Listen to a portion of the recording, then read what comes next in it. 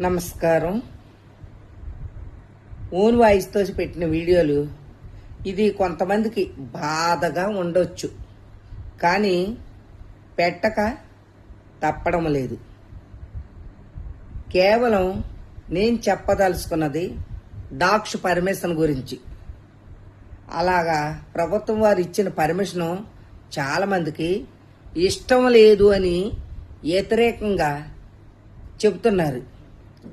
సరేనండి, మీకు డాగ్స్ని మరి చంపడం కానీ వాటిని పట్టుకొని వేరే చోటకు విడిచిపెడతాం కానీ మీకు ఇష్టం లేదు, మంచిదే.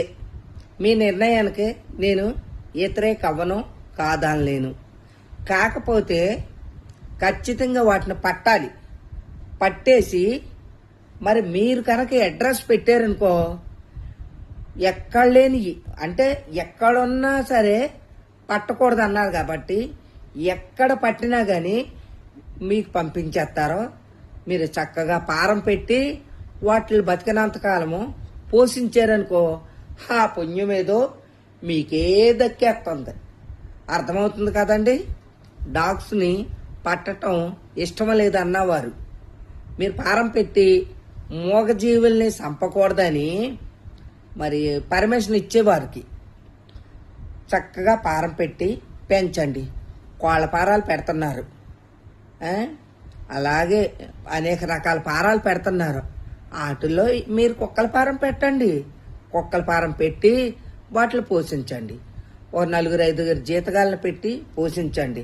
అంతేకాని మనుషులకు ప్రమాదం కలిగేలాగా మొన్న మధ్యన ఒక 3 సంవత్సరాల పిల్లాన్ని మరి నోటితో కరిచి పీకి పిల్లగాడిని పట్టుకెళ్ళిపోయింది. మరి ఆ పిల్లగాడి నష్టం మీరు పూడుతారా? కుక్క చనిపోతుంది, కుక్కలను చంపకూడదని మీకు బాధ కలిగినాడు మనుషులు చంపేయచ్చా? అందుకనే వాటిని చంపకూడదని పర్మిషన్ కావాలని మళ్ళీ మీరు తిరిగి పెట్టి వాటికి సంరక్షణగా మీరు ఒక పారం పెట్టండి. ఒకటి కాకపోతే మీరు కెపాసిటీ ఉన్న వాళ్ళైతే ఒక 25-30 పారాలు పెట్టి వాటిలన్నిటికీ కలిపి పోషించండి. దానికైతే కనుక అందరూ ఒప్పుకుంటారు, కానీ పట్టొద్దన్న మాట మటుకు ఎవ్వరూ ఒప్పుకోరు. మీ ఇలాంటి ఇంట్రెస్ట్ కలిగిన వాళ్ళు 100కి 90%లోనూ ఒకళ్ళిద్దరు ముందుకొస్తే 90% కూడా పట్టమనే అంటారు.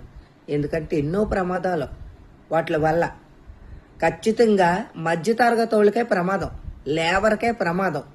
కారుల్లో బంగ్లాల్లో తిరిగిన వాళ్ళకి